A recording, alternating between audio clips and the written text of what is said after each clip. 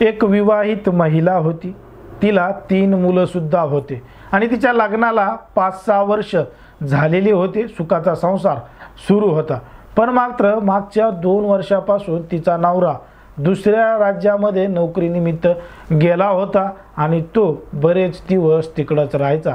मग ती तिच्या मुलांसोबत आणि सासू सासऱ्यासोबत इकडं राहायची आणि हे सगळं करत असताना तिला तिच्या नवऱ्याची आठवण मोठ्या प्रमाणात यायची. पण मात्र नवरा वेळ काढून येऊ शकत नव्हता, म्हणून तिला दुसऱ्याच एका व्यक्तीचा नाद लागला होता आणि ती त्याच्या प्रेमात पडली होती. प्रेमात एवढी पडली होती की ती खुलेआम सासू सासऱ्या देखत प्रियकरालाच घरी बोलवायची आणि सगळं काही करायची. हे सगळं करत असताना घडलं धक्कादायक प्रकरण, धक्कादायक घटना. नेमकं काय आहे संपूर्ण प्रकरण, कुठं घडली ही घटना, हे आपण अगदी सविस्तरपणे पाहणार आहोत. पण जर तुम्ही अजूनही आपलं चॅनल सबस्क्राईब केलं नसेल तर लगेच सबस्क्राईब करून घ्या आणि बाजूला असणाऱ्या बेल नोटिफिकेशनला सुद्धा ऑन करायला विसरू नका. आता ही जी संपूर्ण घटना आहे ती आहे उत्तर प्रदेशचा एक जिल्हा आहे त्रिकुट आणि याच जिल्ह्यामधला महू पोलीस स्टेशन अंतर्गत त्या परिसराच्या हद्दीत घडलेलं ही घटना आहे. यामध्ये एक गाव आहे बिहिटा नावाचं आणि याच बिहिटा मध्ये राहणारा एक मुलगा होता, तरुण होता. त्याचं नाव होतं राजेंद्र आणि त्याची जी बायको होती तिचं नाव आहे गीता. आता राजेंद्रचं आणि गीताचं हे लग्न 5-6 वर्षापूर्वी झालेलं होतं आणि यांच्या 5-6 वर्षाच्या सुखी संसाराला सुरुवात झालेली होती. आणि याच सुखी संसारादरम्यान त्यांना 3 मुलंसुद्धा होते. पण सुखाचा संसार करत असताना आर्थिक परिस्थिती खराब चालली म्हणून तो जो राजेंद्र आहे तो कामधंद्यासाठी दुसऱ्या राज्यामध्ये गेला होता आणि दुसऱ्या राज्यामध्ये जाऊन त्याचं कामधंदा करून तो उदरनिर्वाह करू लागला. पण ते सगळं करत असताना इकडं बायको लेकरं यांना तो टाईम देत नव्हता, गावाकडं येत नव्हता आणि असं करत 2 वर्ष अशाच पद्धतीनं निघून गेले. 5-6 महिन्याला 2-3 महिन्याला तो चक्कर मारायचा. पण मात्र यामधून त्याच्या बायकोचं गीताचं समाधान होत नव्हतं, म्हणून 2 वर्षापूर्वीच गीताचं एका व्यक्तीबरोबर प्रेम प्रकरण सुरू झालं होतं, एका नीरज नावाच्या तरुणासोबत. आता नीरज नावाचा जो तरुण आहे तो बाजूच्याच गावचा रहिवासी होता आणि तो या गीताच्या संपर्कात आला होता आणि हे दोघं जण एकमेकांना लपून छपून गावामध्ये दुसऱ्या गावामध्ये विविध ठिकाणी लपून छपून भेटू लागले आणि अगदी सगळं काही करू लागले. पण जेव्हा त्या गीताच्या सासू सासऱ्याला या संपूर्ण प्रकरणाची माहिती मिळाली तेव्हा त्यांनी गीताला विचारायचं ठरवलं. गीताकडे चौकशी केली. गीतानं सुरुवातीला उडवाउडवीची उत्तरं दिली.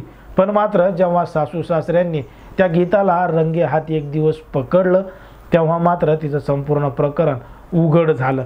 मग प्रकरण उघड झालं तरी ती गीता काही त्या ठिकाणी थांबली नाही. ती त्या नीरजसोबत 2-3 दिवसांनी पळून गेली आणि वापस आलीच नाही. मग इकडं सासू सासरे हे मोठ्या प्रमाणात परेशान झाले. घडलेली संपूर्ण घटना त्यांच्या मुलाला राजेंद्रला सांगितली. त्यानं सुद्धा वापस येण्याचा निर्णय घेतला, पण मात्र तोपर्यंत उशीर झालेला होता. मग काही दिवस उलटल्यानंतर ती गीता स्वतःहून तिच्या प्रियकराला पुन्हा एकदा तिच्या सासू सासऱ्याच्या घरी आली आणि त्याच्या घरामध्ये येऊनच राहू लागली. त्यांच्याच सासू सासऱ्याविरोधात बोलू लागली, भांडू लागली. मग याच भांडणादरम्यान त्या गीतानं आणि तिच्या प्रियकरानं तिच्या सासू सासऱ्याला एवढ्या बेदम मारहाण केली की त्यांचे नाक फोडले, त्यांच्या तोंडावर मारहाण केली. त्यामुळं ते गंभीर स्वरूपाने जखमी झाले. मग जखमी अवस्थेत ते दवाखान्यामध्ये गेले, त्यांचे उपचार केले आणि त्या ठिकाणचं जे पोलीस स्टेशन आहे त्या पोलीस स्टेशनमध्ये जाऊन तक्रार दाखल केली.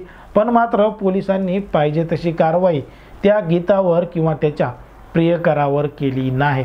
म्हणून त्या ठिकाणचे जे पोलीस अधीक्षक आहेत त्यांच्याकडे धाव या सासूनं आणि सासऱ्यानं घेतलेली आहे.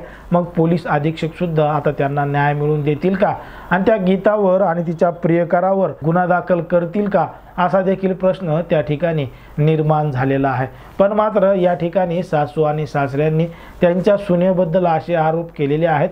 हे आरोप खरे आहेत, खोटे आहेत का त्यांच्या सुनेनं यांच्यावर जे आरोप केलेत ते पळून गेलीच नाही असं काय आहे, या दोन्हीही बाजूंचा तपास त्या ठिकाणचे पोलीस करत आहेत आणि मग तपासाअंती जे सिद्ध होईल तेव्हा कारवाई केली जाईल असं सुद्धा त्या ठिकाणच्या पोलिसांनी सांगितलेलं आहे. पण जर आपण पाहिलं तर समाजामध्ये, देशामध्ये, राज्यामध्ये गुन्हेगारीचं प्रमाण कशा पद्धतीनं वाढत चाललं आहे, विवाहबाह्य संबंधाचं प्रमाण कशा पद्धतीनं वाढत चाललं आहे, हे आपल्याला आपल्या या संपूर्ण गोष्टीवरून लक्षात येतं. एकंदरीत या संपूर्ण प्रकरणावर, घटनेवर तुम्हाला काय वाटतं ते अगदी स्पष्टपणे कमेंटमध्ये सांगा. आणि अशाच पद्धतीचे नवनवीन व्हिडिओ पाहण्यासाठी आपल्या चॅनलला लगेच सबस्क्राईब करून घ्या.